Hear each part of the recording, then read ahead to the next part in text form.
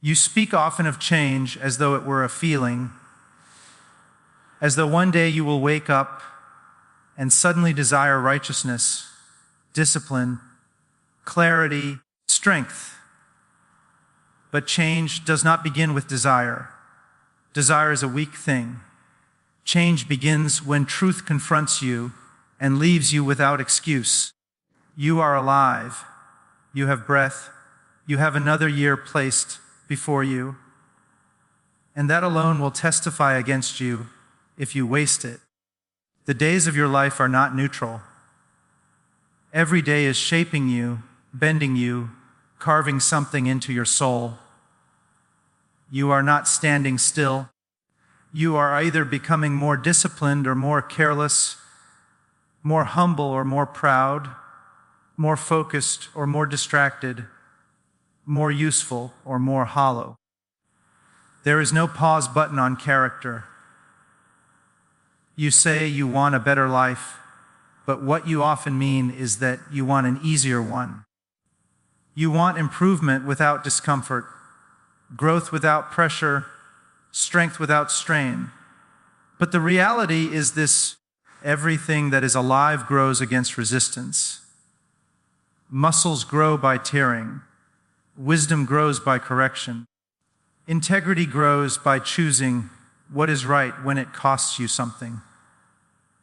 If you will not embrace small, daily resistance, you will be crushed by greater resistance later.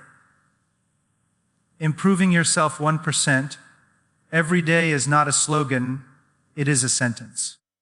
It is a judgment against laziness and a call to deliberate obedience in the ordinary moments you keep ignoring. You overestimate what you can do in a week and underestimate what God can do in a year of faithfulness. You look for dramatic transformations while despising small disciplines. But the person you will be at the end of 2026 is being built right now in ways so quiet you hardly notice them. In the way you wake up, in the way you speak to people when no one is impressed, in the way you use your time when there is no applause, in the way you respond to boredom, to temptation, to fatigue. You are being trained by your habits. And habits are nothing more than repeated choices you have stopped questioning. Do not tell me you want to improve if you are unwilling to be honest. The greatest obstacle to growth is self-deception. You excuse yourself. You compare yourself to worse examples to feel better. You blame circumstances, upbringing, stress, lack of opportunity. But improvement begins the moment you stop defending yourself and start examining yourself. You do not need more information. You need more truth. And truth is often uncomfortable because it exposes not only what you are doing wrong, but how long you have known better and refused to act.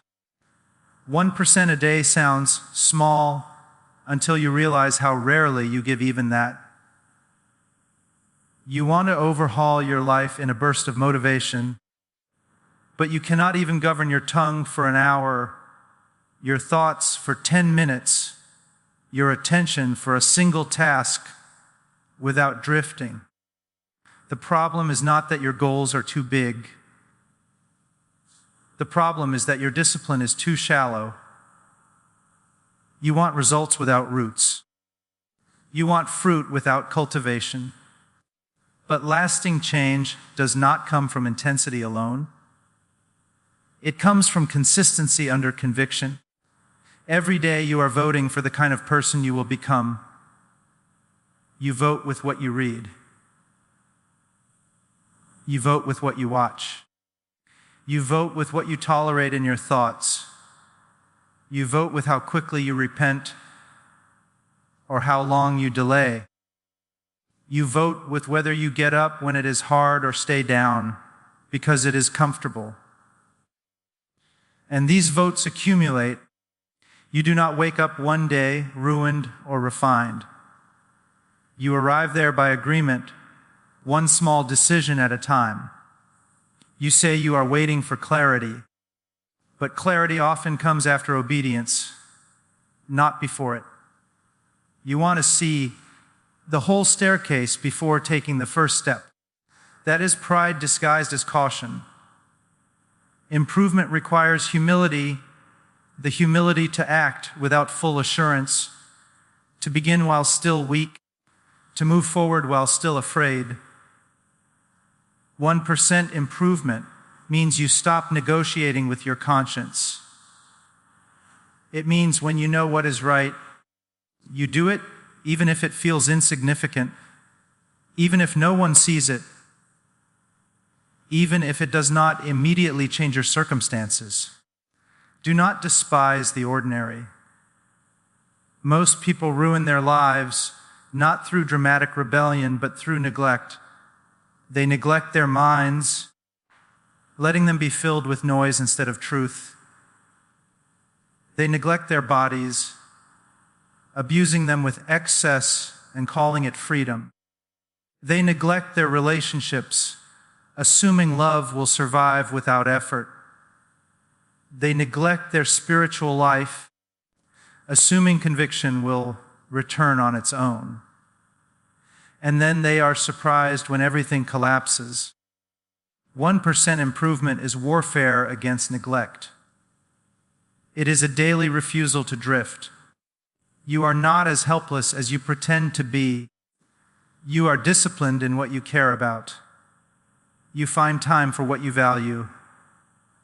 If you say you cannot change, what you often mean is that you do not want to pay the price of change. Improvement will cost you comfort. It will cost you habits you enjoy. It will cost you excuses you have grown attached to.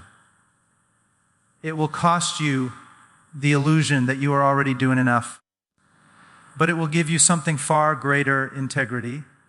And integrity is the foundation of peace. Look carefully at your life. Where are you wasting strength? Where are you tolerating what you should be confronting? Where have you made peace with mediocrity? 1% improvement might mean going to bed earlier so your mornings are not chaotic. It might mean reading 10 pages instead of scrolling mindlessly. It might mean speaking less and listening more. It might mean telling the truth when a lie would be easier.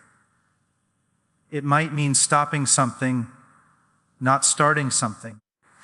Growth is as much about subtraction as it is about addition.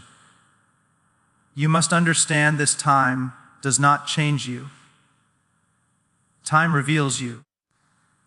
What you do with your days shows what you truly believe. If you believe your life matters, you will steward it. If you believe your calling is real, you will prepare for it. If you believe your character matters, you will guard it. 1% a day is not about self-glory. It is about stewardship. You have been given life, ability, opportunity, and you will give an account for how you use them. Do not wait for January enthusiasm to carry you. Motivation fades. Conviction must remain. Improvement rooted in emotion will die when emotion changes. Improvement rooted in truth will endure when feelings fail. Decide now that you will act according to what is right, not according to how you feel. There will be days in 2026 when you feel nothing but resistance. Those days matter more than the easy ones. Anyone can act when it feels good. Growth happens when obedience costs you something. You must learn to think long term. The world trains you to seek immediate pleasure and instant results. But 1% improvement is a rejection of that lie. It says you are willing to invest in a future you cannot yet see. It says you are willing to endure temporary discomfort for lasting fruit. It says you are willing to be misunderstood, unseen, unimpressed with yourself, because you know that real change is quiet and slow and deeply rooted. Examine your inputs. What enters your mind daily will shape your desires. If you feed on chaos, you will become restless. If you feed on vanity, you will become insecure. If you feed on truth, you will become stable. Improvement is not merely about doing more. It is about choosing better. Better thoughts, better influences, better rhythms, better standards. You cannot live on junk and expect strength. You must also learn patience with yourself without lowering the standard. 1% improvement does not mean excusing sin or calling weakness humility. It means persistent repentance. It means when you fail, you do not quit, you correct. You do not wallow in guilt. You return to obedience. You do not dramatize your struggle. You take responsibility and move forward. Growth is not a straight line, but direction matters. A stumble toward truth is better than a sprint toward destruction. Do not isolate improvement to private life alone. Let it shape how you treat others.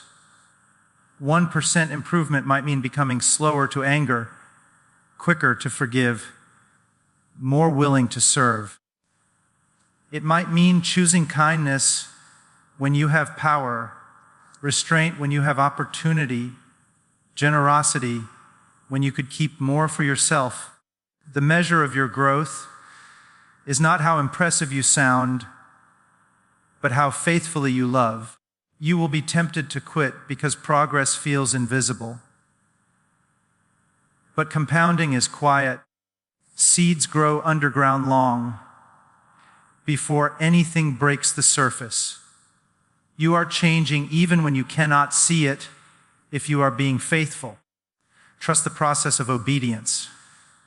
Trust that small acts done consistently are shaping you into someone stronger, wiser, steadier. The enemy of growth is not failure. It is discouragement that leads to abandonment. Take responsibility for your mornings. They often reveal your priorities. Take responsibility for your evenings. They often reveal your discipline.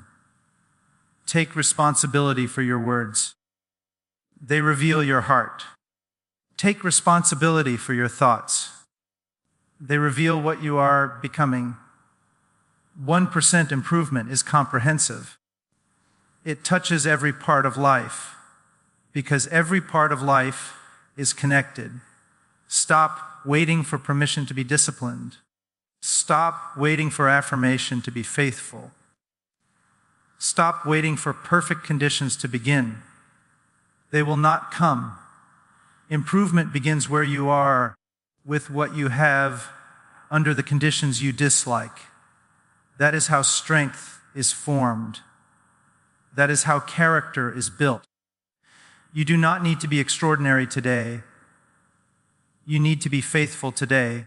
Extraordinary lives are the result of ordinary obedience repeated relentlessly. If you give yourself fully to small, right actions, you will wake up one day changed, not because of a moment, but because of 1,000 quiet decisions that shaped you when no one was watching. And when 2026 moves forward, day after day, you will not look back and wonder where the time went. You will know it went into discipline. It went into growth. It went into becoming someone who no longer lives at the mercy of impulse, fear, or distraction, but someone who is governed by truth, steadiness, and resolve. True change is forged through daily, disciplined obedience, not emotion or motivation, because emotion is unstable and motivation is unreliable.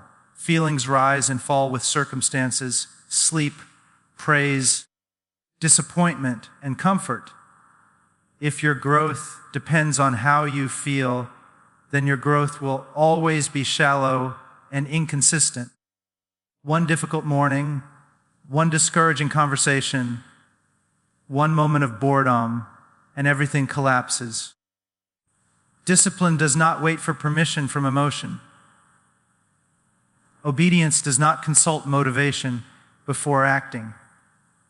It moves because it is governed by truth, not by impulse. Most people believe they lack motivation, but what they actually lack is submission to what they already know is right. They wait to feel ready instead of choosing to be faithful. They wait for desire to appear instead of commanding themselves to act. But feelings were never meant to be the engine of change. They are meant to follow obedience, not lead it. When you act rightly in spite of resistance, something far more valuable than excitement is being formed in you: resolve. Resolve is what remains when enthusiasm dies. Daily obedience is slow, unimpressive, and often unnoticed. It does not announce itself. It does not feel heroic. It is waking up and doing what you are supposed to do when no one is watching and no one is impressed. It is choosing restraint when indulgence is available. It is choosing silence when pride wants to speak. It is choosing focus when distraction is easier. These moments feel small, but they are heavy with consequence. They are shaping your instincts, training your will, and forming your character. Discipline exposes the lie that you are powerless. You are not controlled by your circumstances nearly as much as you claim. You are governed by what you allow, tolerate, and repeatedly choose. When you submit yourself to daily obedience, you stop negotiating with your weaknesses. You stop excusing patterns that you know are destructive. You stop blaming your past, your stress, your environment. You take responsibility, and responsibility is the doorway to change. Obedience is costly because it confronts your pride. Pride wants immediate results, visible progress, recognition, and reassurance. Discipline offers none of that. It demands faithfulness without applause. It requires you to trust that what you are doing matters even when there is no evidence yet. This is where many abandon the process. They confuse lack of visible progress with lack of real change. But what is being built through daily obedience is not merely external success. It is internal strength, and internal strength is always built quietly. Emotion-based change collapses under pressure. When hardship comes, when fatigue sets in, when life becomes inconvenient, emotion retreats. Discipline remains. A disciplined person does not ask, "Do I feel like it?" but "What is required of me?" That question alone separates those who grow from those who stagnate. The disciplined person understands that feelings are temporary, but consequences are permanent. Daily obedience requires clarity of standard. You cannot obey what you have not defined. Many people fail not because they are incapable, but because they are vague. They have intentions instead of convictions. They have wishes instead of commitments. Discipline begins when you establish what is non-negotiable. When certain actions are no longer debated, life becomes simpler. Not easier, but clearer. You remove the constant drain of decision, fatigue, by deciding in advance who you will be. True change is uncomfortable because it exposes the gap between who you are, and who you ought to be. Discipline forces you to confront that gap daily. It does not allow you to hide behind business or distraction. It brings you face to face with your inconsistencies.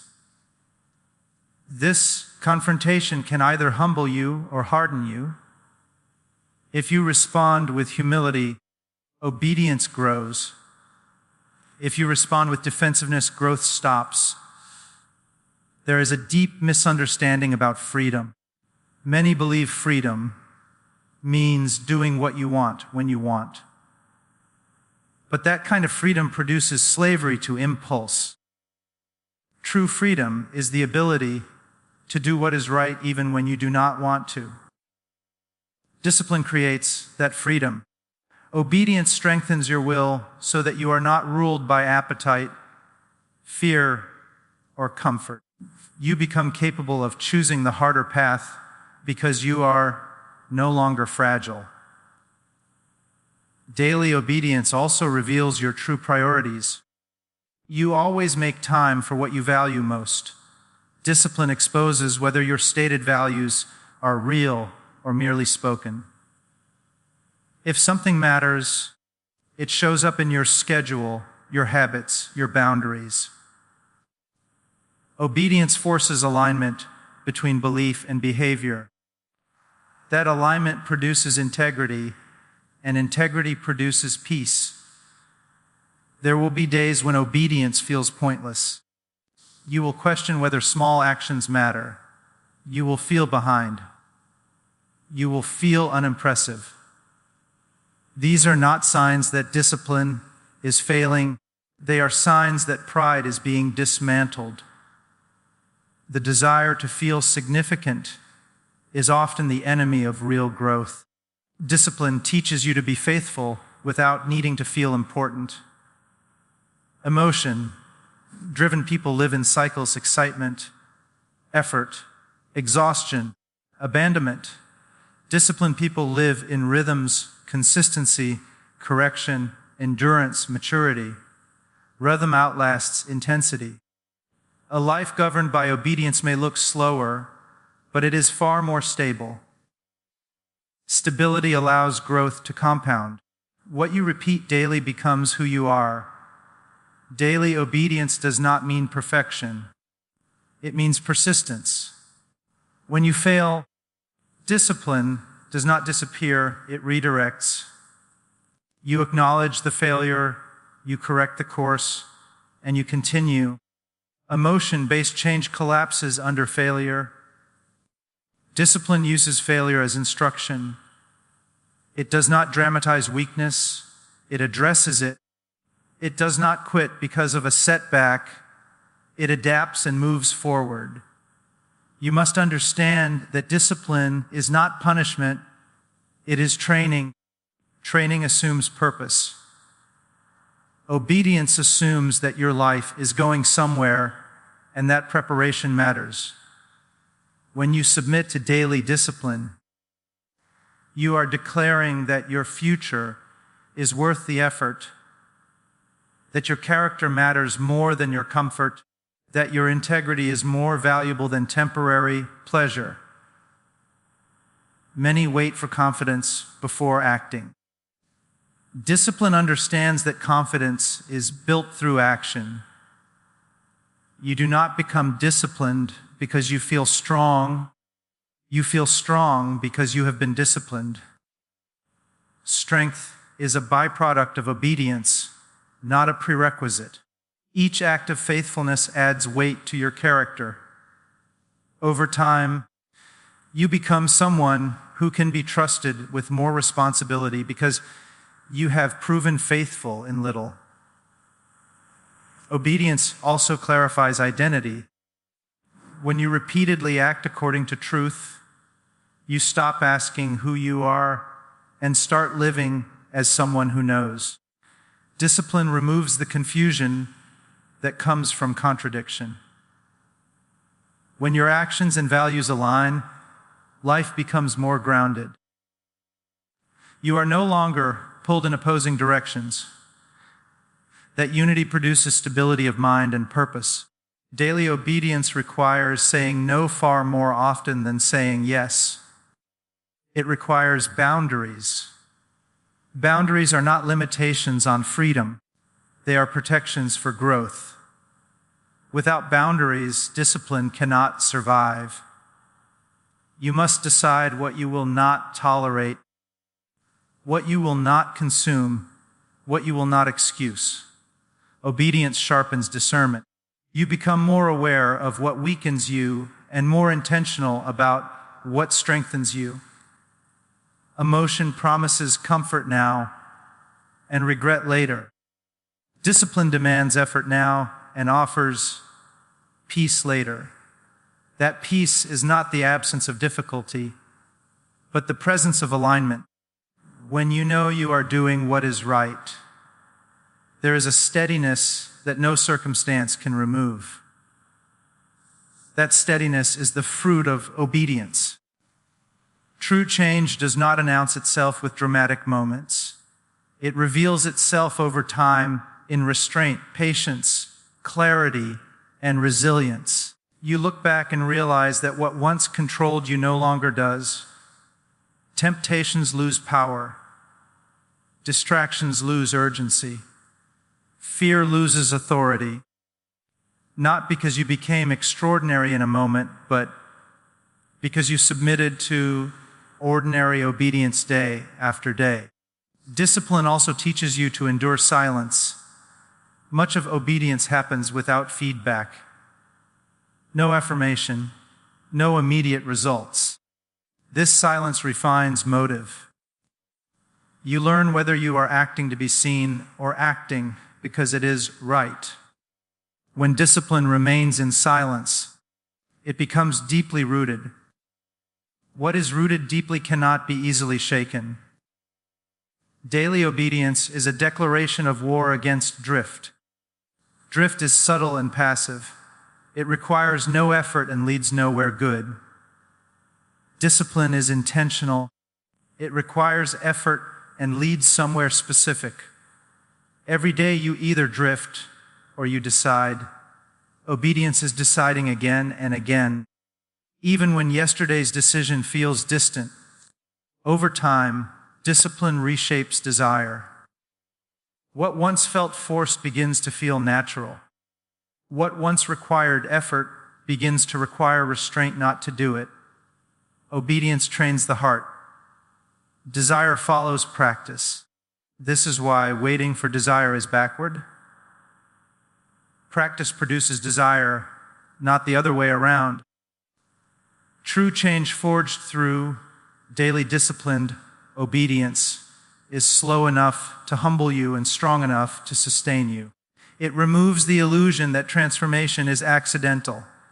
It teaches you that becoming who you ought to be is intentional, costly, and worth every sacrifice it demands. It strips away excuses and replaces them with responsibility. It replaces chaos with order, impulse with clarity, and instability with strength. It does not make you flawless, but it makes you dependable. It does not make life easy, but it makes it meaningful.